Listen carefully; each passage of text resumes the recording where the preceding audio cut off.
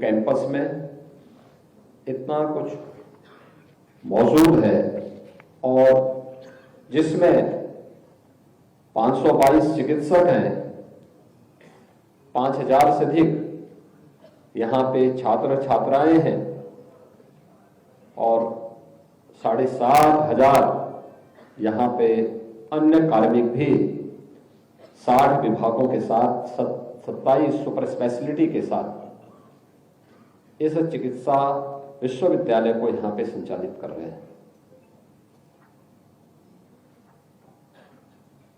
किसी व्यक्ति हो या संस्थान, उसकी पहचान होती है संकट के समय।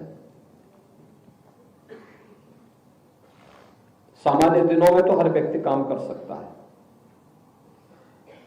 लेकिन जब अचानक कोई चुनौती सामने आती है तो लोग जो बड़ी बड़ी दावेदारी करते हैं वे सब मैदान छोड़कर के भागते हुए दिखाई देते हैं। और वह एक समय होता है जब व्यक्ति के द्वारा जो निर्णय लिया जाता है, कहते हैं ना कि वक्त सबका आता है, यानी वक्त सबको मिलता है। कोई बिखर जाता है, कोई निखर जाता है।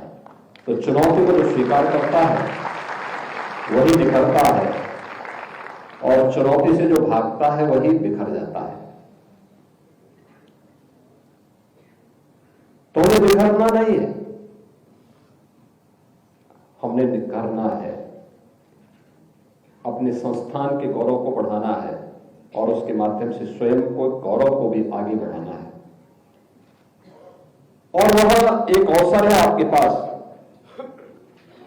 कि इतना कुछ होने के बाद भी जो बातें यहां पर आपके सामने की, आज केजीएमयू बहुत सारी नई नई सेवाओं के साथ आज यहां पर आगे अपना कार्य कर रहा है। हमसे जो भी विश्वविद्यालय ने शासन से जो भी अपेक्षा की, जो कुछ भी मांगा, शासन ने उसमें कभी मना नहीं किया। बल्कि मैं तो हमेशा कहता हूं कि हमें देश और दुनिया को देखना होगा, वर्तमान के साथ साथ हमें भविष्य की 50 और 100 वर्ष की अपनी कार्य योजना को अभी से तैयार करते हुए आगे बढ़ना होगा। और मुझे प्रसन्नता इस बात की है कि केजीएमयू ने उस समय जब इस सदी की सबसे बड़ी महामारी कोरोना आया था, कोरोना की उस महामारी में के दौरान मैंने प्रदेश के अंदर बहुत सा कुछ ऐसे संस्थान भी देखे थे जहां पर एक संस्थान में मेडिकल कॉलेज था। उस समय कोविड का कोई पेशेंट भी नहीं आया था, लेकिन हम लोगों ने कार्रवाई जब आगे बढ़ाने के लिए कहा कि भाई लॉकडाउन प्रारंभ हो गया, कार्रवाई आगे बढ़ाने के लिए कहा, तो वहां के कुछ चिकित्सकों ने अपने को क्वारंटाइन कर दिया। मैं भुजक था तो मैंने उनके घर में ही टीम भेजी। मैंने कहा उन्हीं का सैंपल ले लो। अब आश्चर्य करेंगे कि उनका नेगेटिव आया, पहला नेगेटिव आया, फिर दूसरा भी नेगेटिव आया, तीसरा नेगेटिव आया।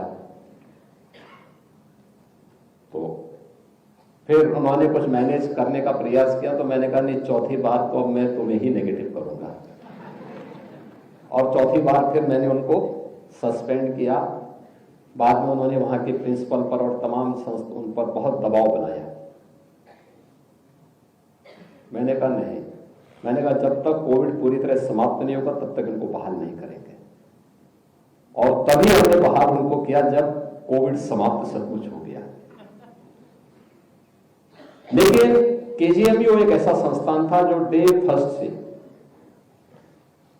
इस चुनौती से जूझने के लिए प्रधानमंत्री मोदी जी की मंशा के अनुरूप और सरकार की मंशा के अनुरूप पूरी तत्परता के साथ कार्य करते हुए परिणाम देने के लिए यहां आया था, सामने आया था। और मैं उस समय कोई भी कई बार मुझे यहाँ के संस्थान और यहाँ के कोविड हॉस्पिटल का निरीक्षण करने, यहाँ की व्यवस्थाओं को देखने का अवसर उस समय मिला था। ये अवसर होते हैं जब हम लोग जन विश्वास को अर्जित कर सकते हैं, पब्लिक फेथ को प्राप्त कर सकते हैं। और वो एक अवसर होता है जब यह कार्य उस समय केजीएमयू ने किया था, और आज जब आप काफी आगे की दिशा में आगे बढ़ रहे हैं, यहां पे जो बातें अभी चल रही थी, जो इसको प्रदेश सरकार ने आपको जो पैसा अभी 300 करोड़ रुपए यहां के लिए स्वीकृत किए हैं, जिसमें हाइब्रिड ओटी, रोबोटिक सर्जरी का सिस्टम लगाने, न्यूरो नेविगेशन सिस्टम, माइक्रोस्कोप और सुपर माइक्रो सर्जरी के लिए, 2 कार्डियक कैथेटराइजेशन लैब्स के लिए, लीनियर एक्सीलेटर के लिए, हाई एंड डीएसएस लैब्स की स्थापना के लिए, ये सभी धनराशि आपको यहां पर उपलब्ध करवाई ही है। साथ साथ 377 करोड़ रुपए से अधिक की धनराशि सर्जरी डिपार्टमेंट के एक नई बिल्डिंग के लिए भी आपको धनराशि, बड़ा डिपार्टमेंट बनाने के लिए भी इसके लिए धनराशि स्वीकृत की है। इसके अलावा फायर सिक्योरिटी के लिए भी यहां पर लगभग 46 करोड़ रुपए अतिरिक्त स्वीकृत किए हैं। लारी कार्डियोलॉजी का यहां पे विस्तार 70 करोड़ रुपए की लागत से अभी इसका भी विस्तार हो रहा है, और साथ साथ यहां पे बहुत सारी अन्य ऐसी फैसिलिटी उपलब्ध हो रही है जो आज की आवश्यकता है, जिन की अपेक्षा केजीएमयू से हर व्यक्ति चाहता है, जिसको लेकर के हम कार्य कर सकते हैं। और मुझे लगता है कि आज जो केजीएमयू और आईआईटी कानपुर के बीच में भी ये एमओयू इसके लिए संपन्न हो चुका है कि हम लोग मिलकर के कार्य करेंगे। मुझे लगता है कि हम लोग इस मामले में बहुत पीछे हैं, इसको और तेजी से आगे बढ़ना चाहिए। और याद करिए, कोविड के कालखंड के दौरान भी मैंने KGMU, SGPGI, IIT Kanpur, AKTU, इन सबको एक साथ बैठक की थी कि भाई मिल करके मेडिकल एजुकेशन को और टेक्निकल को एक साथ मिलकर के कार्य करना होगा। जब हम साथ साथ मिलकर के चलेंगे तो परिणाम और बेहतर आ सकते हैं। मैंने कोविड कालखंड के दौरान देखा था, यूएस से एक डॉक्टर आए थे, वह कार्डियोलॉजिस्ट है यूएस में। तो आए मुझसे मिलने के लिए, तो मैंने उनसे बातचीत की, तो उन्होंने मुझे कहा कि साहब मैं तो यहीं से पढ़ा हूं, कानपुर से। तो मैंने समझा कि गणेश शंकर विद्यार्थी से पढ़े होंगे। तो कहा नहीं साहब, मैं आईआईटी कानपुर से बीटेक किया हूं। मैंने कहा बीटेक किए हैं तो फिर आप कार्डियोलॉजिस्ट कैसे हो गए? उन्होंने कहा कि साहब अमेरिका में सुविधा है कि आप अपनी बैचलर डिग्री के बाद आपके पास एक ऑप्शन होता है कि आप आगे की पढ़ाई किस उसमें करना चाहते हैं। इसके लिए मैं वहां गया, और वहां जाने के बाद फिर मैंने इस फील्ड को चुना है, और आज मैं एक सफल कार्डियोलॉजिस्ट वहां पर हूं। यानी आप सोचिए, वे आज से 25 वर्ष 30 वर्ष पहले की बात कर रहे थे, और हम आज अभी उस दिशा में सोच रहे हैं। हमें तेजी के साथ आगे बढ़ने की आदत डालनी पड़ेगी, और यह जो प्रयास हो रहा है, यह काफी तेजी के साथ हमें आगे बढ़ा सकता है। यहां पे पेशेंट अटेंडेंट के लिए जो एक रेंज बसेरा के लिए भी बात हुई, सीएसआर से एक राशि हम लोगों ने यहां पे उपलब्ध करवाई है। लेकिन मेरा मानना है कि पैसा सरकार के स्तर पर भी और सीएसआर से भी पैसे की कोई कमी नहीं। हमें को केवल उस प्रकार की कार्य योजना समयबद्ध तरीके से आगे बढ़ाने के लिए अपने आप को तैयार करना होगा। और मैं आपको इस बात पर आश्वस्त करूंगा कि आज की जो डबल इंजन की सरकार है, इस सरकार ने लीकेजेस को रोका है, भ्रष्टाचार पर प्रहार किया है, लेकिन जनता से जुड़े हुए मुद्दे पर और प्रदेश के संस्थानों को हम ऐसे सेंटर ऑफ एक्सीलेंस के रूप में स्थापित कर सके। समय से अगर कोई भी कार्य योजना शासन के पास पहुंचती है तो उस कार्य के लिए पैसे की कमी नहीं है। पैसा जितना जो संस्थान मांगता है उस संस्थान को उतना पैसा शासन के स्तर पर दिया जाता है। यह अपेक्षा की जाती है कि समयबद्ध तरीके से आप इसको आगे बढ़ा दीजिए। होता क्या, बहुत विभाग पैसा ले लेते हैं, पैसा समय पे खर्च नहीं करते। मैं देख रहा था जब मैं 2017 में चीफ मिनिस्टर बना था तो ऐसे ऐसे विभाग थे जिनके पास 10-10 वर्ष का पैसा पीएलए में पड़ा था। तो हमारी सरकार आई थी, प्रदेश का खजाना खाली था, तो हमने सभी विभागों के जो पैसे पड़े हुए, तो पीएलए का एक अकाउंट होता है, उस अकाउंट में लोग डाल देते थे जिससे उसको रख सके।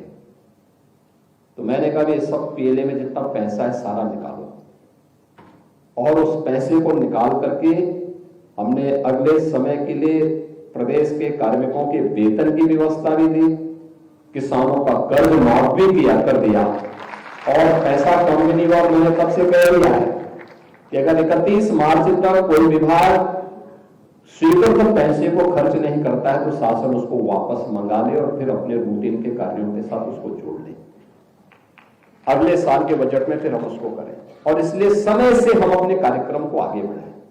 समयबद्ध तरीके से हमें आगे बढ़ने की तैयारी करनी चाहिए, और इसको अगर हम समयबद्ध तरीके से आगे बढ़ा लें तो इसका लाभ होगा। और मुझे प्रसन्नता है कि यहां पर जो एक डाटा सेंटर की स्थापना है, इस संस्थान के लिए R&D एंड इनोवेशन के लिए भी जो कार्य आप यहां पे IIT कानपुर के साथ मिलकर के करेंगे, KGMU की प्रतिष्ठा को काफी बढ़ाएगा, KGMU के परिणाम को बहुत आगे बढ़ा सकता है। यह हम सबके लिए चुनौती है।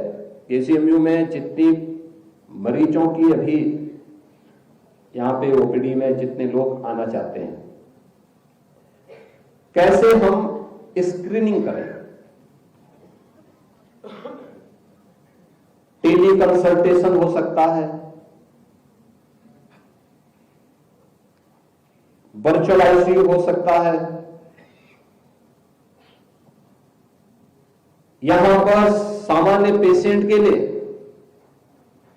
अलग और अन्य जो सुपर स्पेशलिटी से जुड़े हुए पेशेंट हैं उनको अलग से कैंपस देकर के कर सकते हैं। कैसे कर सकते हैं, इस दिशा में आ गया है, समय आ गया है जब हमको गंभीरता से सोचने की आवश्यकता है। आज के दिन पर पेशेंट के पास अपने उपचार के लिए पैसे की कमी नहीं है। आपने यहां पर जो आपके कुलपति जी ने जो यहां पर हमारे सामने डाटा भी रखा कि आयुष्मान भारत में 12,102 पेशेंट को, और दीनदयाल उपाध्याय कैशलेस उपचार योजना, ये जो सरकारी कर्मचारी हैं उनके लिए है, 681 मरीजों को इसका लाभ दिया गया है। असाध्य रोगियों के लिए 2,644 और अन्य योजना से भी 4,772 पेशेंट, जननी शिशु सुरक्षा योजना में 6,388 और CM और PM रिलीफ फंड से भी 2,768 पेशेंट और इससे यहां पर उपचारित हुए। यानी आयुष्मान भारत भी है, और अब तो आयुष्मान भारत के साथ 70 वर्ष से ऊपर के हर एक बुजुर्ग को प्रधानमंत्री मोदी जी ने प्रतिवर्ष 5 लाख रुपए की स्वास्थ्य बीमा की एक गारंटी दे दी है कि वह कहीं भी जाए अपना उपचार करा सकता है। और मुझे लगता है कि ये भी है, हम लोग स्वयं भी सीएम रिलीफ फंड से पर्याप्त धनराशि देते हैं और भी अन्य मदों से धनराशि आज के दिन पर जरूरतमंदों को पर्याप्त मात्रा में उपलब्ध होती है। समस्या पैसा नहीं, समस्या वही है जो यहां पर जो चिंता डिप्टी सीएम श्री ब्रजेश पाठक जी ने भी और प्रदेश सरकार के राज्य मंत्री श्री महेंकेश्वर शरण सिंह जी ने भी कही कि ओपीडी एक वर्ष में 19 लाख मरीज ओपीडी में यहां देखे गए।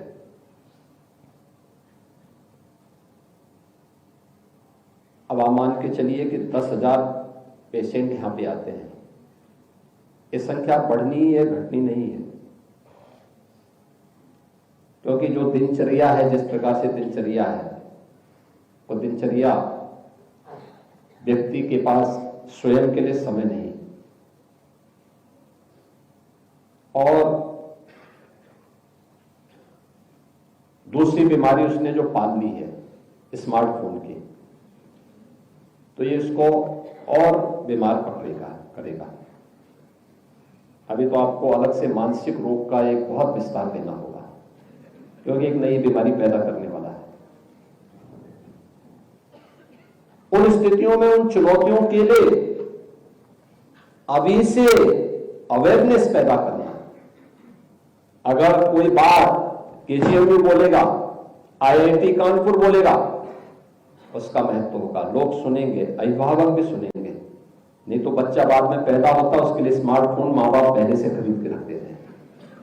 उससे बचाने की आवश्यकता है, उससे अभी से उनको तैयार करने की आवश्यकता है।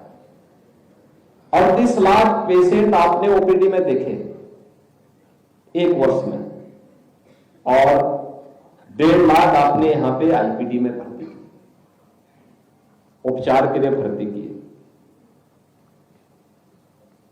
30,000 मेजर सर्जरी और 75,000 माइनर सर्जरी यहां पर संपन्न हुई। 1 लाख से अधिक इस सर्जरी भी यहां पे संपन्न हुई। अच्छा है, लेकिन इसको बढ़ाने की चुनौती, इसको बढ़ाया जा सकता है। लोग आ रहे हैं विश्वास के साथ। याद करना, आपकी सबसे बड़ी पूंजी, एक डॉक्टर की सबसे बड़ी पूंजी एक विद्यार्थी के रूप में ये मेडल हो सकते हैं, उसकी डिग्री हो सकती है, उसके अंक हो सकते हैं, लेकिन एक सफल डॉक्टर की सबसे बड़ी पूंजी होती है उसकी संवेदना। एक ही संकल्प होता, सर्वे संतु निरामया, सबके निरोग होने की कल्पना के साथ वो काम करता है। और निरोगी होने की सबसे बड़ी दवा क्या है? आपका व्यवहार, आपके द्वारा उससे की जाने वाली बातचीत। डॉक्टर का व्यवहार ठीक है तो नर्सिंग और पैरामेडिक्स का भी व्यवहार अपने आप ठीक हो जाएगा।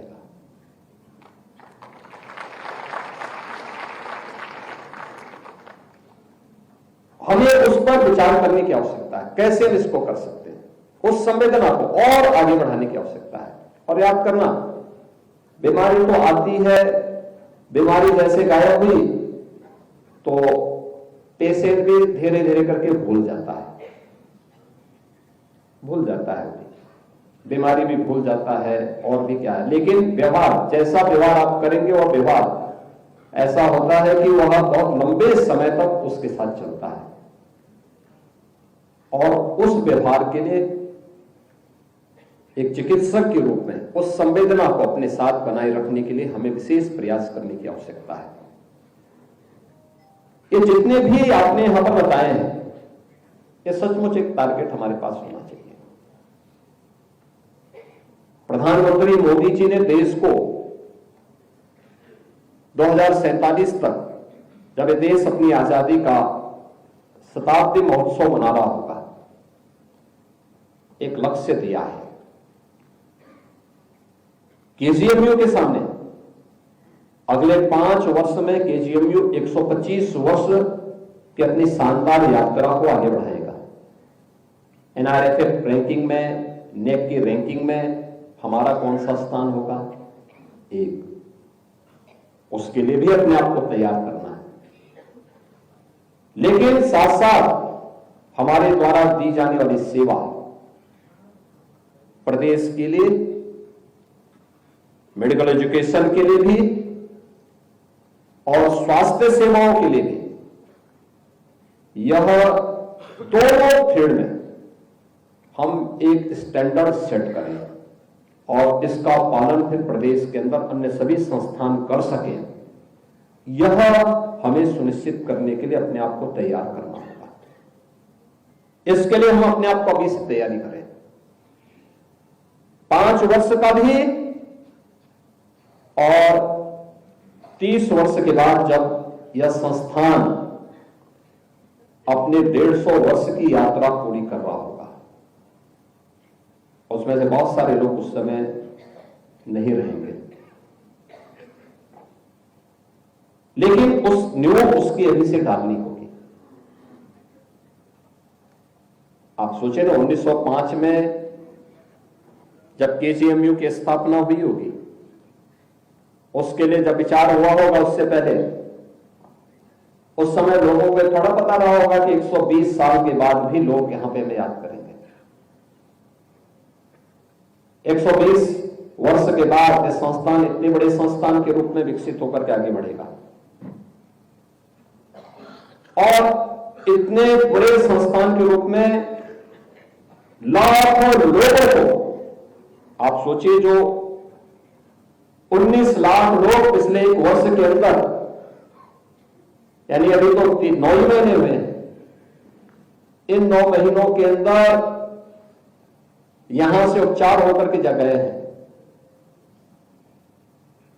या जिनको यहां पे भर्ती होने का अवसर प्राप्त हुआ, वे लोग जो यहां पे सफल उपचार होकर के गए हैं, या 1 लाख से अधिक सर्जरी हुई है। किसी ने 1905 में सोचा होगा? नहीं सोचा होगा, लेकिन आपने किया, इस दौरान हुआ है। इसको और बढ़ाने की दिशा में कैसे हम प्रयास कर सकते हैं, और ये इसलिए भी वेंकटेश्वर शरण सिंह जी इसलिए कर रहे थे क्योंकि देखिए कितना अच्छा संजोग है कि जब KGMU बन रहा था तो इनकी स्टेट से भी KGMU के निर्माण के लिए कंट्रीब्यूशन गया था, उस समय गया था,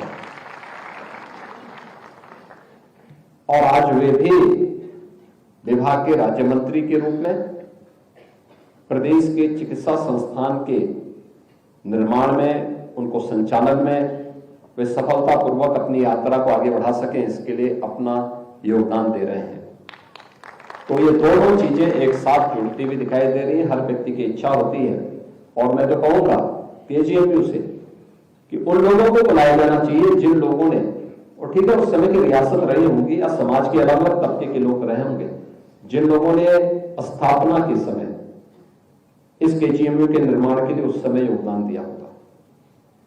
ये स्मृतियां रहनी चाहिए, क्योंकि जब आप पुराने दानदाता को बुला करके उनको सम्मानित करेंगे तो नए लोगों की चेतना को भी कुछ, उनकी आत्मा भी उनको झकझोरेगी कि हमें भी कुछ कंट्रीब्यूशन करना चाहिए। दूसरा, जैसा महाराज जी ने कहा, पूरे देश के अंदर और दुनिया के अंदर KGMU एलुमनाई वहां मौजूद है, उनको भी बुलाया जाना चाहिए। अलग अलग वर्ष के लोगों को बुला करके और फिर उन लोगों का भी कंट्रीब्यूशन इस संस्थान के लिए कैसे हो सकता है, अलग अलग तरीके से लोग कर सकते हैं। देखिए SCPGI में हम लोगों ने अभी सलोनी फाउंडेशन के माध्यम से 450 करोड़ रुपए वहां उनको उपलब्ध करवाए हैं CSR में, और भी अन्य सहयोग वहां पे इस रूप में प्राप्त हुआ है। CSR की भी कमी नहीं है।